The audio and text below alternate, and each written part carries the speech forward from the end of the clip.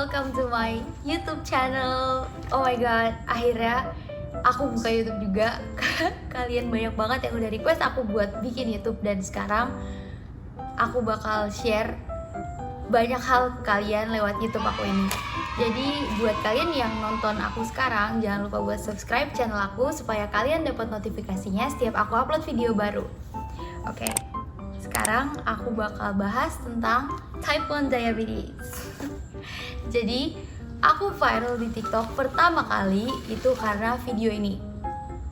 Kalian nonton gak sih video itu? Ya, aku bikin kayak what I eat in a day, atau apa yang aku makan dalam satu hari, apa aja.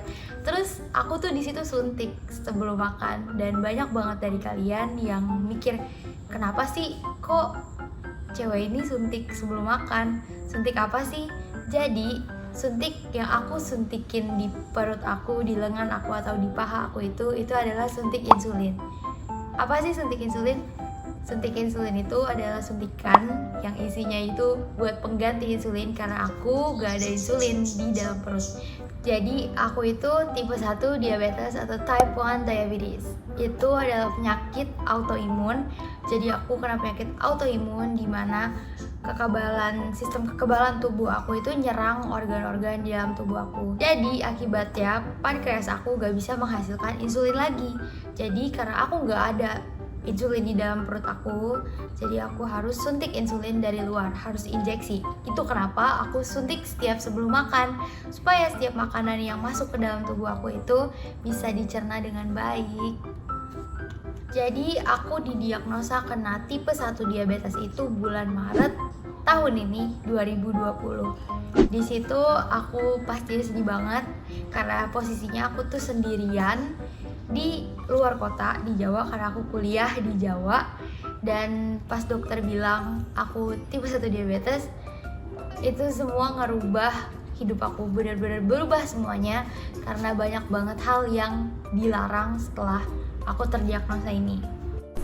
Diabetes itu ada tipe 1 dan tipe 2. Yang aku alamin itu tipe 1. Tipe 1 itu adalah tipe diabetes di mana sel-sel beta di pankreasnya mengalami kerusakan. Jadi pankreasnya itu nggak bisa menghasilkan insulin lagi, atau menghasilkan insulin cuma sedikit. Kalau aku emang udah nggak bisa ngasih insulin lagi. Jadi itu kenapa aku harus suntik setiap kali sebelum mau makan. Nah, kalau tipe 2 itu biasanya dialamin sama orang yang udah dewasa. Itu biasanya terjadi karena gaya hidup atau pola hidup kalian yang kurang sehat. Contohnya nih, kalau kalian suka makan makanan manis yang berlebihan, jadi setiap hari kalian makan manis terus, itu tuh bisa menyebabkan diabetes di usia yang lanjut, di saat kalian dewasa. Tapi diabetes tipe 2 itu nggak semuanya suntik insulin. Diabetes tipe 2 itu pankreasnya masih bekerja, cuman produksi insulinnya itu sudah berkurang, jadi udah nggak maksimal gitu. Jadi biasanya dia tetap minum obat dan tetap mengontrol jumlah kadar gula hariannya. Tapi kalau tipe 1 itu emang harus suntik insulin kayak yang aku alamin maksudnya. Gejalanya apa sih? Gejala yang aku alamin waktu itu, aku haus banget. Aku tuh bisa minum hampir 1 galon dalam 1 hari waktu aku di kos-kosan. Dan yang aku rasain itu benar-benar haus, tapi hausnya itu udah gak wajar. Jadi aku ngerasa di sini tuh kering banget, dan di perut aku juga aku ngerasanya kosong. Aku haus, aku lapar banget juga, dan aku tuh makan itu benar-benar gak kontrol. Aku makan terus bisa sampai 7 kali dalam 1 hari. Terus juga aku ngantuk. Jadi aku tuh habis makan, terus aku minum terus, minum. Habis itu aku bener-bener ngantuk dan maunya tidur aja. Badan aku lemes banget, walaupun aku udah makan yang banyak, tapi badan aku lemes banget. Habis itu yang bikin bingung, biasanya kan kalau kita makan banyak banget setiap hari, berat badannya naik ya. Waktu itu aku udah sempat berat badannya naik ke 62 kilo nih fotonya. Habis itu aku tuh coba-coba diet karena teman-teman kosan aku bilang, kamu tuh udah gemuk banget sekarang. Kan aku berpikir ya, kayak aku gemuk karena aku sering banget makan kali ya. Aku berpikir kayak gitu. Akhirnya aku coba-coba diet, tapi aku cuma olahraga, itu pun jarang. Cuman yang anehnya dalam 1 bulan aja aku tuh turun hampir 20 kilo, dan itu menurut aku udah gak wajar banget. Akhirnya aku putusin buat ke dokter.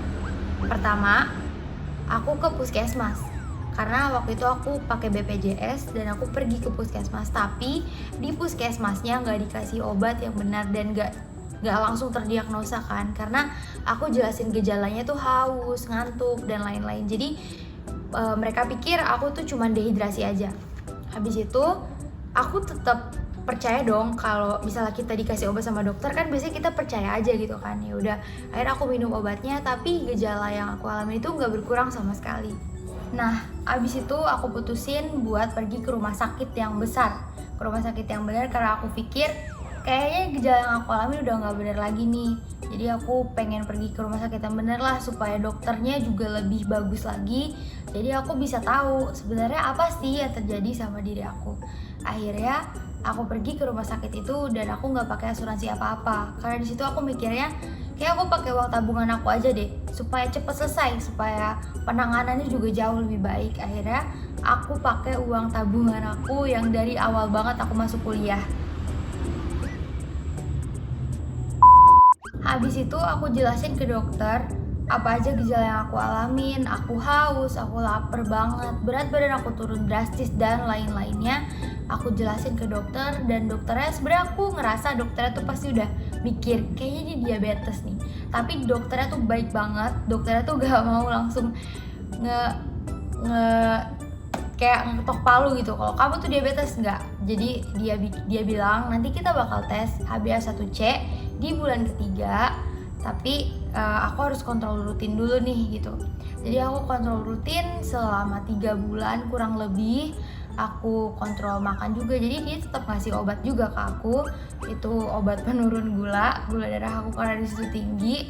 Terus akhirnya kita konsisten, komitmen, pokoknya aku kontrol rutin lah gitu. Tibalah di bulan ketiga guys, bulan yang harusnya paling bahagia banget buat aku, karena bulan Maret itu ulang tahun aku, itu bulan kelahiran aku. Tapi di bulan Maret tahun ini semuanya berubah, semuanya gak seindah bulan Maret sebelum-sebelumnya, karena di bulan Maret tahun ini aku didiagnosis sebagai type 1 diabetes atau tipe 1 diabetes. Jadi ya semuanya benar-benar berubah, kehidupan aku berubah, semua lifestyle yang tadinya aku enjoy banget, makanan yang selalu aku makan, nasi, indomie, boba, dan segala-gala yang enak-enak itu di-cut. Jadi nggak boleh makan itu lagi. Aku sempet shock, aku kaget banget, karena yang paling kaget itu adalah di saat aku harus suntik insulin, karena posisinya di tubuh aku udah nggak bisa menghasilkan insulin lagi. Jadi dokter bilang mulai hari ini kamu bakal tebus suntik insulin pen. Nah, abis itu seterusnya kamu harus bisa suntik sendiri. Jadi dokter itu ngajarin aku bagian-bagiannya di mana aja, dan dosisnya juga ditentuin segala-galanya. Itu pokoknya sedetail mungkin ditentuin, karena dokternya tahu aku tuh ngekos, aku tinggal sendiri gitu. Jadi dokternya sebisa mungkin, semaksimal mungkin nentuin nih apa, ngejelasin semuanya gitu ke aku. Akhirnya di situ aku ngerti, tapi nggak sampai di situ guys. Jadi pertemuannya nggak sampai situ, aku tetap kontrol lagi setelah itu. Cuman di hari itu menurut aku cukup jelas. Jadi aku pulang ke kosan dan malamnya aku langsung suntik insulin di kosan untuk yang pertama kalinya. Itu yang aku rasain deg-degan banget, karena suntikannya itu tuh posisinya harus dingin guys, harus taruh kulkas. Terus aku tuh orangnya overthinking banget. Aku mikir nanti anak-anak kosan mikir apa ya aku naruh suntikan di kulkas gitu, di kulkas kosan, karena kan di kosan tuh kulkasnya di atas itu kan satu kan, kamar aku di atas. Jadi tapi aku pikir ya udahlah gitu. Akhirnya dulu papa aku kan bawain tempat makan tuh Tupperware yang maksudnya gak kelihatan, gak bening gitu. Aku masukin suntikannya ke dalam, terus aku taruh di selorokan yang buat sayur. Kalian tau gak yang di paling bawah?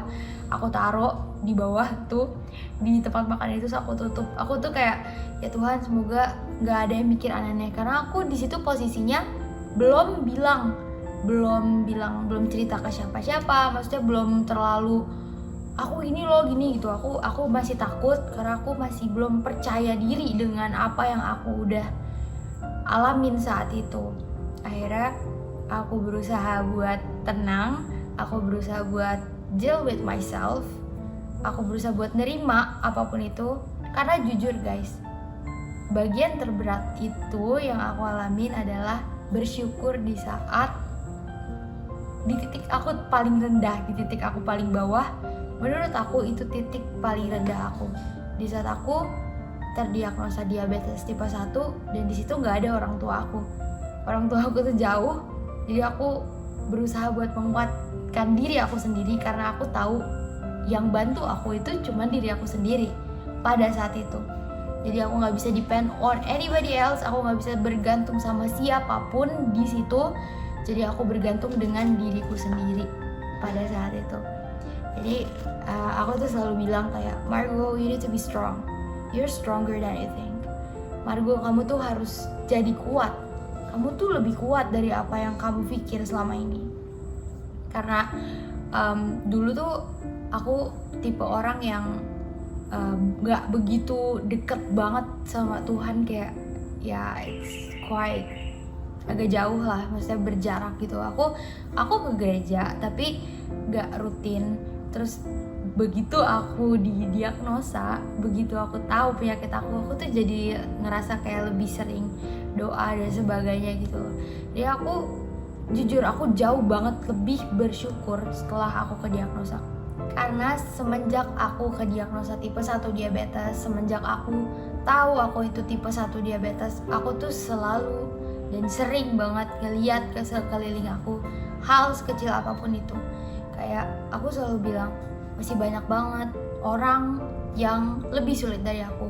Aku masih bersyukur banget di saat aku kena penyakit ini, tapi aku masih bisa aktivitas kayak biasanya. Aku masih bisa ke kampus, aku masih bisa jalan dengan baik gitu. Banyak banget di luar sana orang-orang yang sampai aktivitasnya pun gak bisa dilaksanain sama dia. Dia harus cuman di kamar aja, dia gak bisa menghasilkan sesuatu. And that's so sad guys. Itu sedih banget, rasanya pasti sedih banget. Jadi aku bersyukur banget, walaupun Tuhan kasih aku ini, walaupun setiap hari aku jalanin itu berat banget, karena aku harus suntik, aku harus cek gula darah detail setiap hari, bisa 4-5 kali. Aku suntik juga 5 kali sehari. Aku harus keep maintaining, aku harus benar-benar maintain diri aku sendiri sebaik mungkin. Aku harus peka terhadap diri aku sendiri. Kalau aku udah mulai ngerasa lemes, aku harus buru-buru cek gula darah, karena aku takut hypoglycemia atau malah hyperglycemia, atau pokoknya banyak hal-hal, banyak kemungkinan yang terjadi di diri aku yang aku gak tahu gitu loh. Jadi setiap harinya aku tuh fight with my own body. Aku tuh kayak bertarung di diri aku sendiri.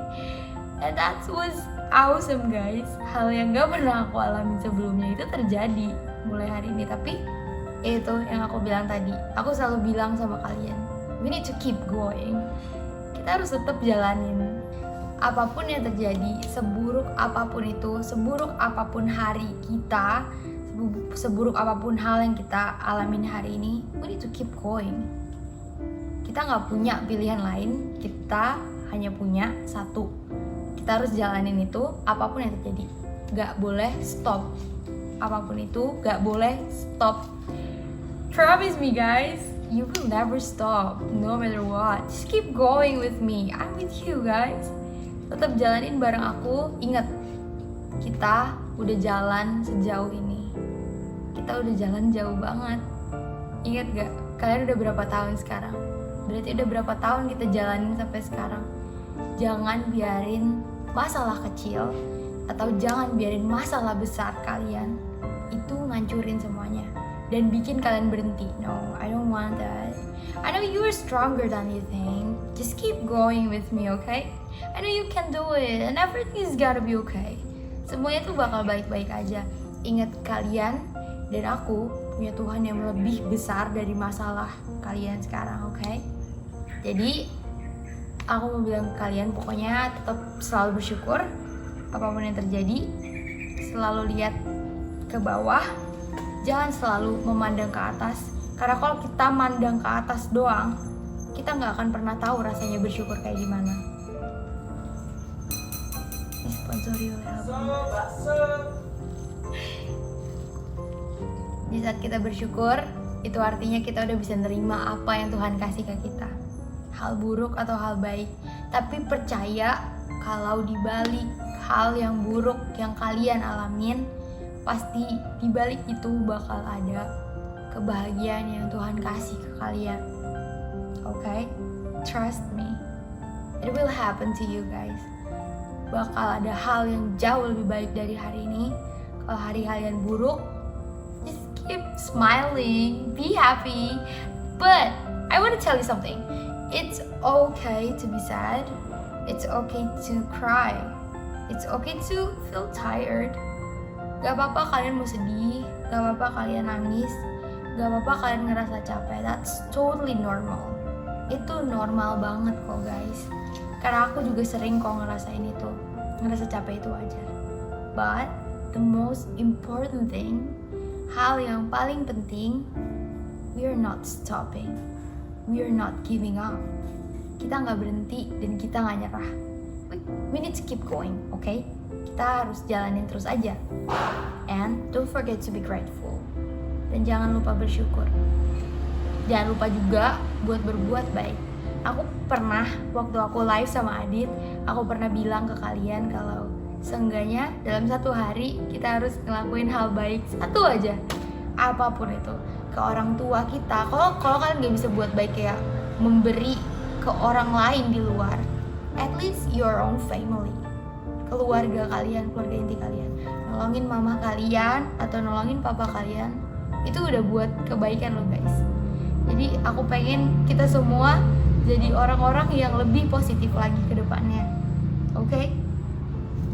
Oke. Oke guys, jadi untuk pertemuan kali ini, untuk video kali ini pertemuan, kita lagi ketemuan kan sekarang. Untuk video kali ini segitu aja.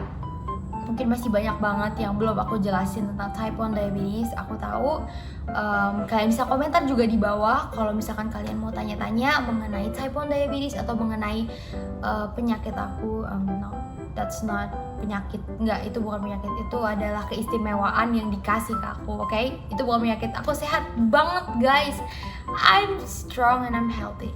Oke, jadi kalau kalian mau tanya atau mau sharing apapun, kalian bisa komentar di bawah. Tapi buat kalian yang belum subscribe, pastiin kalian subscribe dan nyalain notifikasinya supaya setiap aku upload video baru kalian bisa tahu dan kalian bisa langsung nonton, oke? Terus jangan lupa juga like videonya dan share sebanyak-banyaknya ke sosial media kalian supaya teman-teman kalian juga bisa kena positive vibes dari aku, oke? Oke, thank you so much guys for watching and I'll see you guys on my next video. Bye!